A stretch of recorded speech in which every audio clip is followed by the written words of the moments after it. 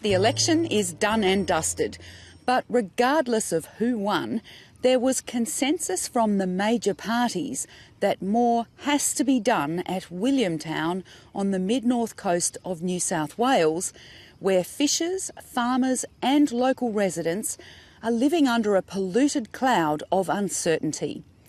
Their health, livelihoods and homes are at risk from possible cancer-causing chemicals used to fight fires at the Williamstown Royal Australian Air Force Base. Sean Murphy has this report on the impacts of a contamination nightmare which may be replicated around Australia in the coming years.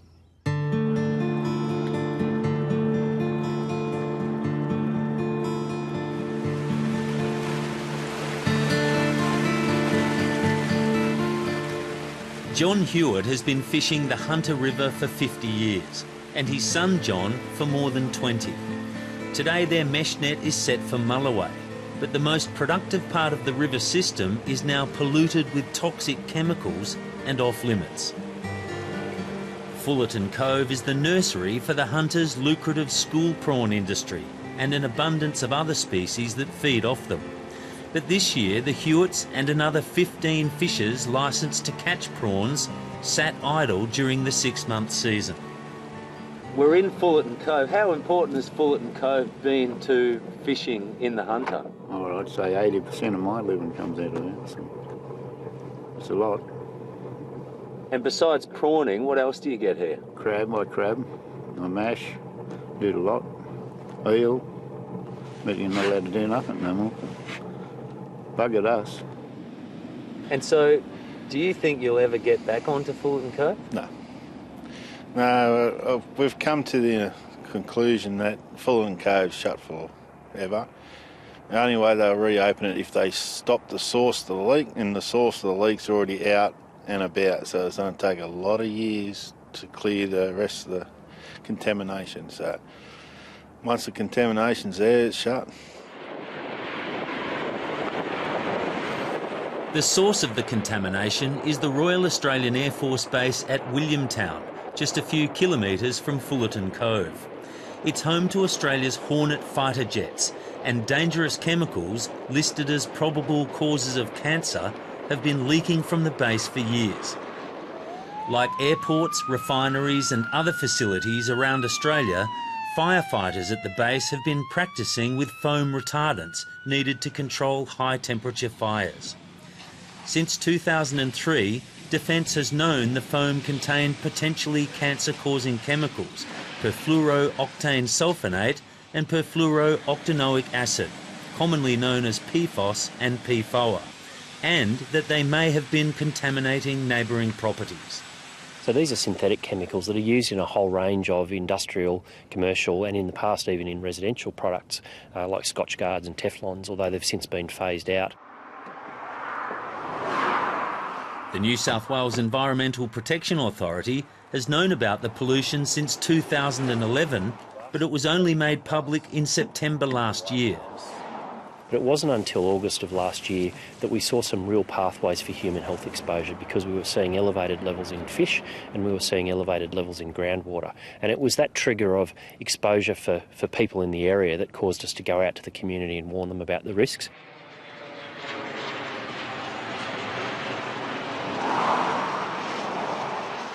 The chemicals have flowed through shallow drains like this one to Fullerton Cove and also Tillagary Creek upstream from Port Stephens. The EPA's Hunter Region Manager Adam Gilligan says his department's testing is only a backup because it has no jurisdiction over Defence. We don't really have power to require things of them as we might with a private company. Generally speaking, when we're dealing with a private company, we've got very clear powers of entry and powers to require action to occur. Now, that isn't the case with a federal agency being managed by a state one. So it's been a different process for us, and look, it took a little while to establish a good working relationship with Defence and some ground rules for that relationship, but we're now in quite a productive dialogue with Defence about the testing that's occurring, the assessment that needs to occur on those results, and the way forward to dealing with this issue in the local community. It's not just commercial fishers affected by the contamination. there are more than 400 residents and farmers whose health, livelihoods and futures are now at risk. Come on, come on, come on! Len O'Connell's 90-hectare farm has been in his wife's family since 1895, but its future is now uncertain. He's reduced his herd of mostly Angus cattle to just over 50 cows and heifers, and is worried about how safe they are. There has been some talk about, doing blood tests and taking meat samples and that, but nobody seems too interested in it. I don't think they really want to know. Len O'Connell's farm is prone to flooding, and one of the drains out of RAAF Williamstown flows through his property. It's just a sheet of water. It's waist deep. The water can hang around for months on end, up to 5 months. Sometimes we've been flooded 6 times in a year. We've had our soil tested, but we haven't got our soil tests back. But the way the flooding is and the contaminated water that floods us, there's no hope. The soil's got to be contaminated. Our water's contaminated in a number of our bores. One bore is not even suitable for to water cattle. He's now having to water his cattle from the home bore and is deeply worried about the human health implications for his family.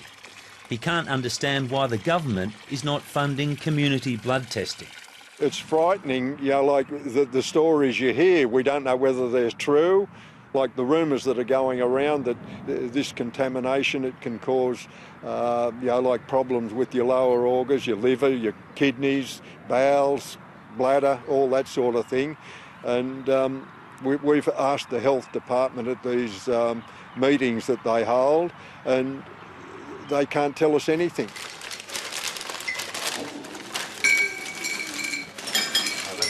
The Marshall family live in what residents now call the red zone, and since the contamination was made public last year, they've been on bottled water supplied by Defence. Morning coffee, even cleaning their teeth, is a constant reminder of the threat to their health. But even with the recommended precautions, Nick and Mel Marshall still fear for their children. They've got nothing to lose. They'll just turn around in 5 years' time when it turns out this stuff's really bad, and they'll say, oh, well, we didn't know. And Is the uncertainty the hardest thing to deal with? Yeah, you don't know. I mean, we know now what our levels are on our property, but in 5 years' time, they could be a lot worse. We don't know, and it's a matter of, do you stay here and fight it and try and protect manage it and protect the property from it getting worse, or do you just go, it's not worth it? The vegetable patch is now a sandpit, the free-range egg-laying chickens are gone, and soon they'll pull out all their fruit trees. actually had great plans of planting more fruit trees through here, and it's obviously those are dashed now, but it's you can't grow anything that you can eat here now. The Marshalls say they feel betrayed by authorities who knew about the contamination long before they bought their 1 hectare block in October 2014.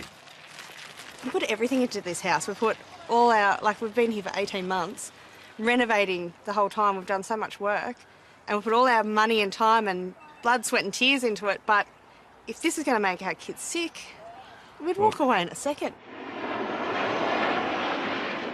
Defence is proud of its record in defending Australia, but residents and others affected by the contamination say the department has been too focused on defending itself. When the New South Wales Department of Premier and Cabinet organised a community reference group to inform and reassure those directly affected, Defence sent in its lawyers. Ian Lyle was the Department of Primary Industries representative on that committee.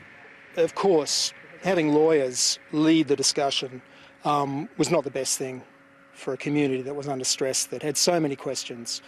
And I think it was a different approach than we're used to seeing at a state level. At a state level, we're used to getting the agencies together and the experts together and moving forward very quickly. To be constrained by the liability issue, the compensation issue, the ownership of the issue, certainly slowed things down at the start. Look, it has been very poor. Defence has actually lost their social licence to carry on in this area. Now, I'd like to clarify that it's not people that are working on base. We know that they're not to blame. It is generally the defence bureaucrats that are sitting in Canberra that have handled this appallingly. Rhianna Gorfine lives in the so-called red zone with her partner and 3 children. She jointly heads a residents' action group which has engaged a law firm to mount a class action against Defence. At the moment, we have no economic stability, even outside the red zone. People can't sell their houses. They've lost buyers because finance has fallen through. People are concerned about the contamination. And at the end of the day, perception is reality. And you need to remember too that we, as a community, found out on the 4th of September 2015. Defence had let Hunter Water, Port Stephens Council and New South Wales EPA know 2.5 years prior to that the chemicals were found off base. And we know that they were testing years before that. So there's going to be a lot that does come out, and that they haven't disposed of the chemical correctly, and they haven't put the community first. It's not just residents in the investigation zone joining the class action. Fred Haskins grows Korean and Chinese daikon just outside the zone. He says there are too many unanswered questions. The questions we have is this contamination going to continue to come across? We all know this is on the Tomago sand beds. The water from here is probably the same as the waters up there. You know, there's been no answers from either Defence, EPA, state farming organisations or DPI. We're at a loss. The owner of this property and myself invested close to $200,000 in getting this up and going. Do we continue to invest or do we walk away? You know, that's it. And I suppose they don't know either, but the thing is, we're between a brick and a hard wall. We've put a lot of work in. Do we continue and go down the creek six months later or 12 months later or 5 years later? We don't know. Hello, how are you? Last month, Defence held a media conference at Williamstown to update the public on its environmental investigation. Television cameras were banned. Good morning, yes, Sean Murphy from Landline. Thank you. Certainly. Thank you very much. Welcome. Thank you. So I'm just checking, we're not allowed to bring our camera in. That's right. So it's no visual, it's audio and still imagery only. And why no television cameras? Defence Media Ops have made that decision. I can't respond to that. That's their decision. Okay. The chief of Williamstown Base later said there was no security reason for the camera ban.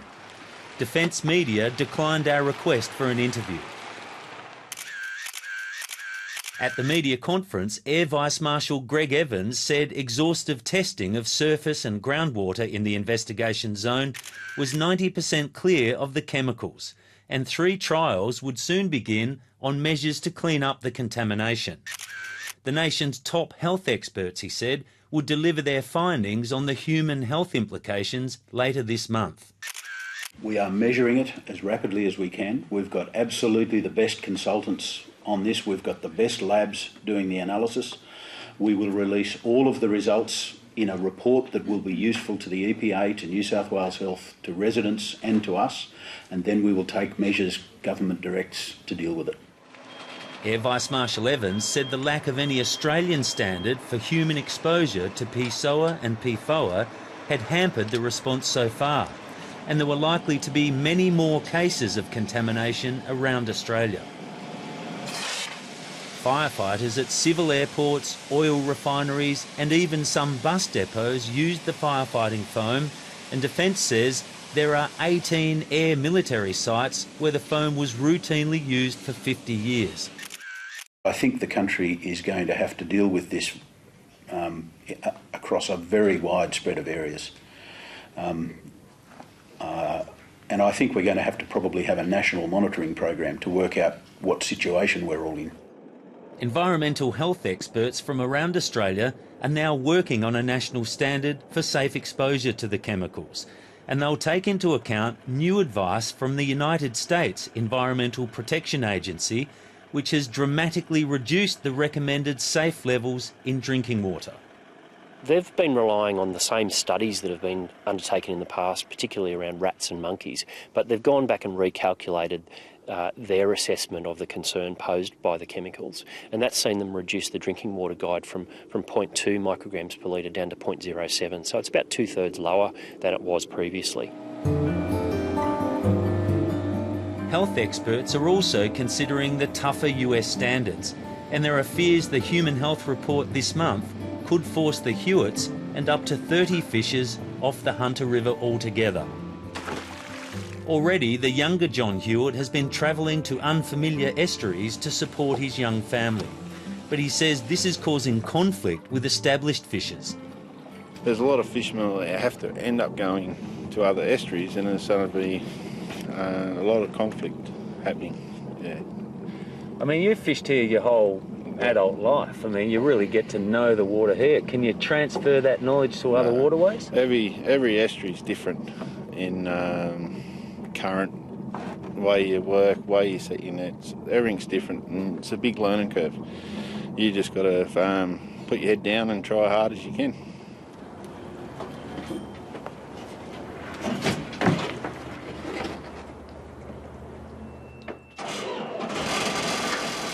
Hunter River fishers now also face the added stress of being unable to invest in their businesses as part of a statewide reform of the New South Wales fishing industry.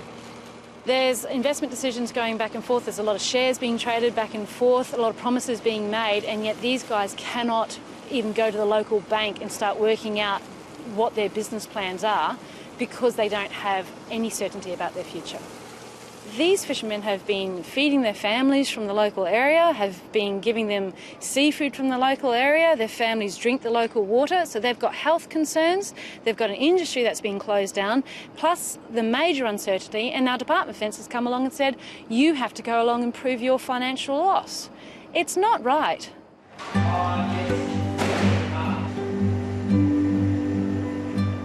Although only Fullerton Cove has been shut down, any fish caught in the Hunter River are no longer being sold for a premium at the Newcastle Fishermen's Cooperative. They're now sent to Sydney. That's been one of our toughest calls. Our customers come to our shop and ask us valid questions, and we don't want to have to sit there and argue and convince them that this is or isn't contaminated.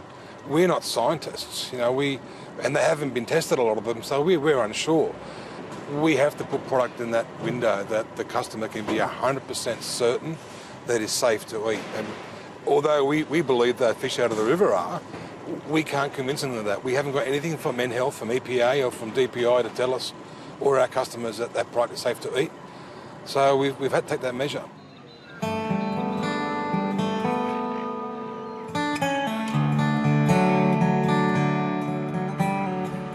Newcastle's ocean-going prawn fleet could also face future restrictions on Hunter River school prawns caught at sea.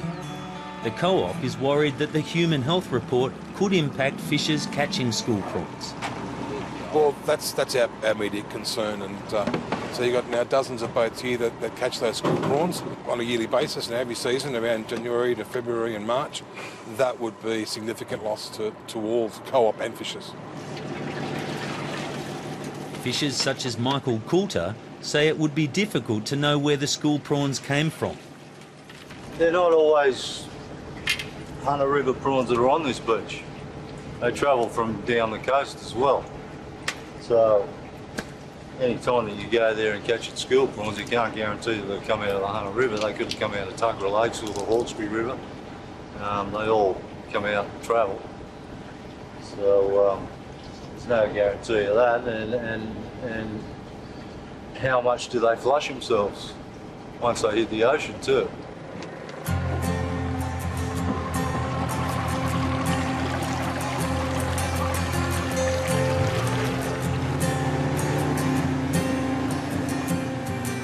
Since the day the contamination was made public last year, researchers from the Department of Primary Industries Port Stephens Fisheries Institute have been conducting exhaustive testing of up to 10 species commonly found at Fullerton Cove and in the upper Tillagary Creek.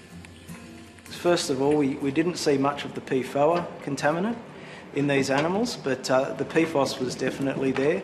Its levels tended to be higher in things like prawns and crabs and flatheads, so things that are most associated with the sediments.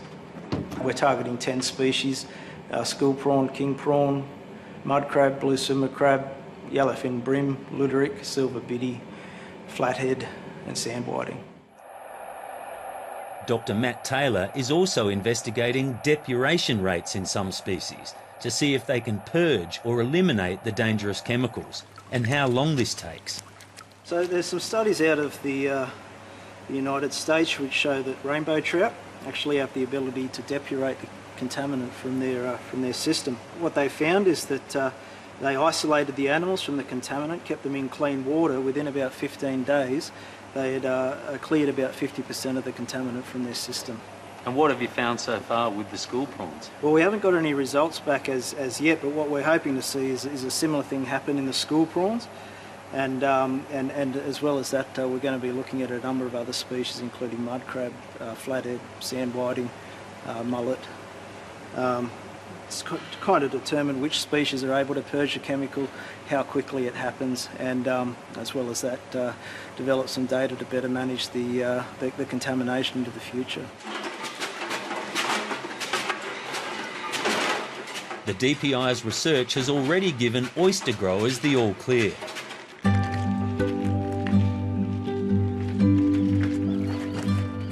Don Burgoyne's family has been growing oysters in the upper Tillagary Creek for 50 years, and while his business was affected when the contamination became public, the DPI's tests soon showed that oysters were hardly affected at all and were able to safely purge any contamination as soon as they were moved to other areas.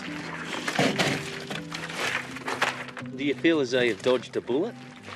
Yeah, I'd have to say that we do feel that it's oysters have just missed it. We don't have to worry particularly. Yeah, feel sorry for those who have been caught up in it more, but for us it's full steam ahead. Hi there, I'm Don Burgoyne, and I've been growing oysters in beautiful Port Stephens now for 34 years. Don Burgoyne has been part of an advertising campaign to reassure the public about the safety of seafood from Port Stephens. He admits there has been some brand damage. When there's no problem, that's where we have to work to try and make sure people are certain that the product's safe, and it is. We have very strict food safety management plans for harvesting, and this just fits in really well with all of that.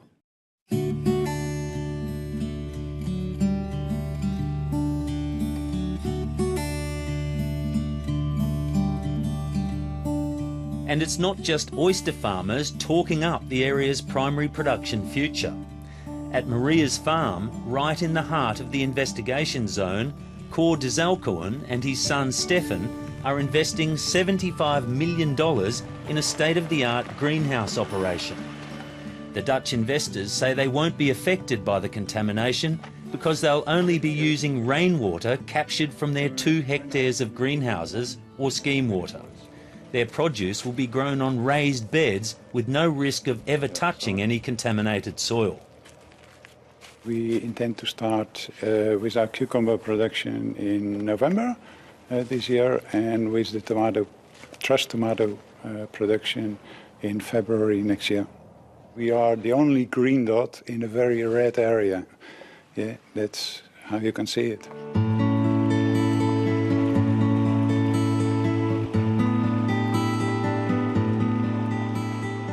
If only it was optimism flowing in the drains and not toxic chemicals. There are a lot of people that don't want to be in the area anymore. People that have contamination on their properties that don't want to live there, that have seen health effects within their family, and they're concerned now. I mean, the mental health of the community is on a downward spiral. You know, the what if, what is going to happen, the level of anxiety. I just want to get out of here. I want my family to be safe. What's the point? And the levels of trust within Defence and the agencies is not there, because the community doesn't feel that we've been put first, and the community's concerns have been really taken on board.